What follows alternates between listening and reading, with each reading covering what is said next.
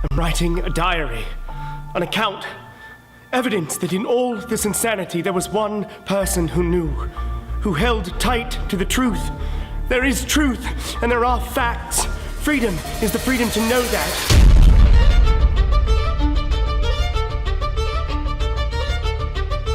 Understand that you will be fighting in the dark. You will always be in the dark. Orders will come and you will obey them, and you will never know the specifics of why.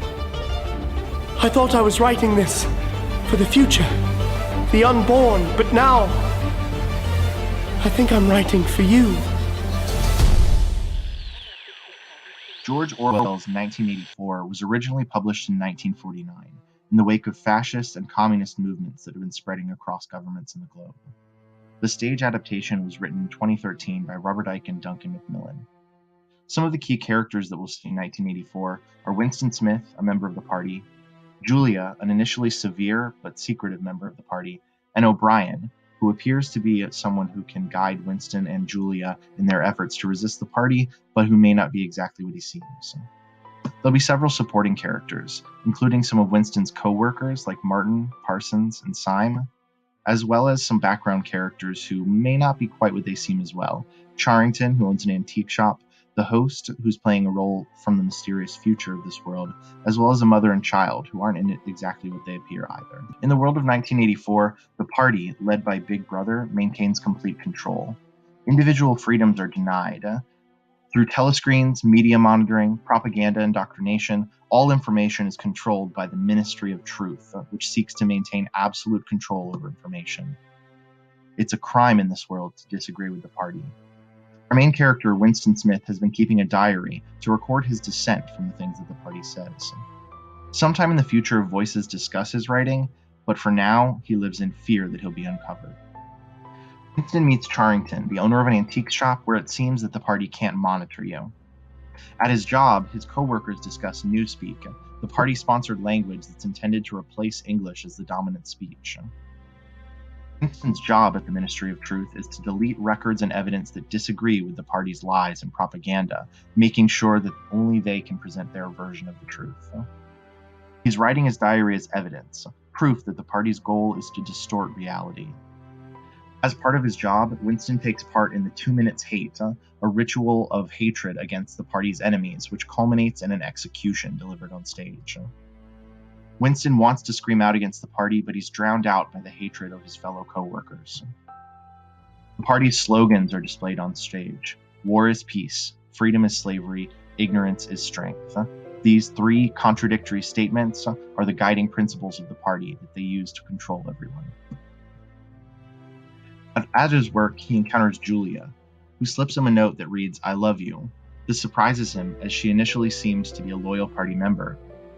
Despite his fears that she might be a member of the thought police laying a trap for him, Julia and Winston begin an affair. She confesses that she's been doing this for quite some time, trying to corrupt party members as her own private act of rebellion. Winston goes back to Charrington's antique shop and rents a room for the two of them to meet in secretly. At some point later, Winston and Julia are invited to the apartment of O'Brien, a senior party official. He reveals that he can turn off his telescreen so that he's not monitored, and that he's secretly a member of the Brotherhood, a group of anti-party rebels who seek to overthrow Big Brother and the party. He makes Winston and Julia swear that they'll do anything asked of them, kill, steal, rob, betray one another, in order to take down the party and Big Brother.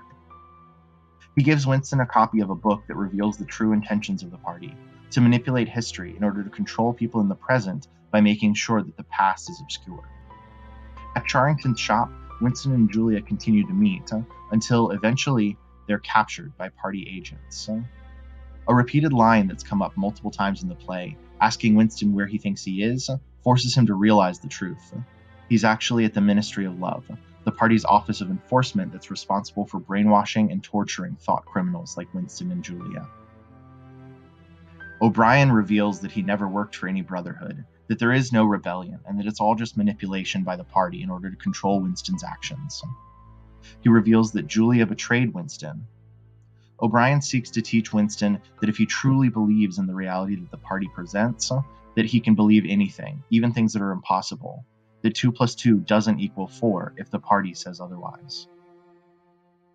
This idea is called doublethink, to believe something that you know cannot be true simply because the party says that it's true.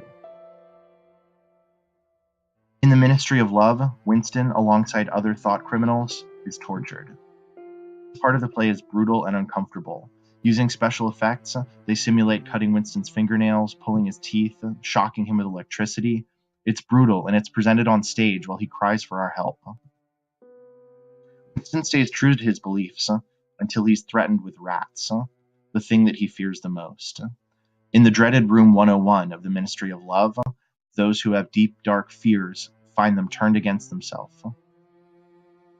Ultimately, after this threat is placed on Winston, he betrays Julia and himself when he asks that they spare him and torture her in his place.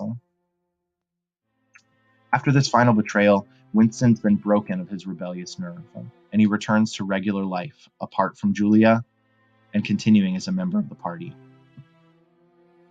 One day he sees Julia as a waitress, and he apologizes for betraying her, but both of them know that it was inevitable that he would do so. The party maintains absolute rule. And yet, again in the distant future, voices discuss Winston and his diary from a world that seems to be free from the party. The impact of 1984 is in its depiction of a brutal world that's under absolute control by the party. The play forces us to question our own role in allowing unjust things to occur. We're forced to sit passively while we seemingly witness a character undergo torture. In a similar way, do we sit back and allow injustice to take place in our own world? How do we prevent ourselves from losing control over our words and our world, and letting hatred, manipulation, and fear rule out? Two big concepts of the play, newspeak and doublethink, play a role in helping us understand what the message of the play might be. Newspeak is the new language that's intended to replace English and repress people's thoughts by forcing them to be unable to express them. Doublethink is the idea that once you've controlled the thoughts of people, they can believe anything the party says is true, no matter how impossible. That 2 + 2 = 5, that a person can fly, no matter what they say, as long as the party is the one doing the statement, it's absolutely believable. In these two things, newspeak and doublethink, the party has total control over the reality of 1984. Because they control information in people's memories and in people's thoughts, they have absolute control. One of the ironic aspects of this play is that theater itself is a form of doublethink. As we're watching the events of the play, we know that they aren't real. We're comfortable sitting in a theater, and yet, between special effects, performances, and our own willingness to suspend disbelief, it makes us uncomfortable to consider that it seems just entirely too real.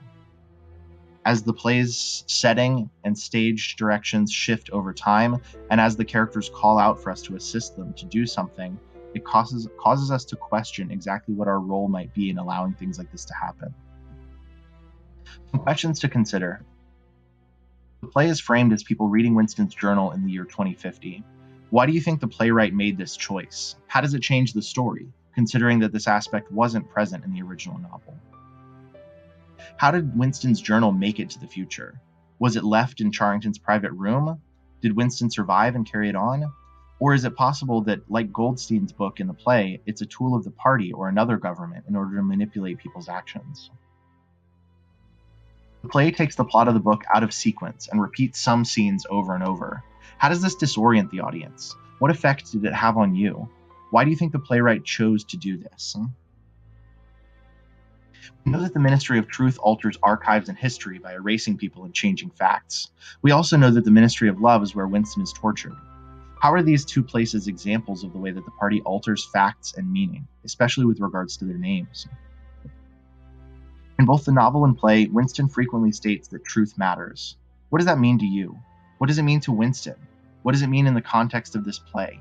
How does the play ask us to question the nature of truth, and to either support or disagree with Winston's statement? And of course, ultimately, we can't forget. Big Brother is watching you.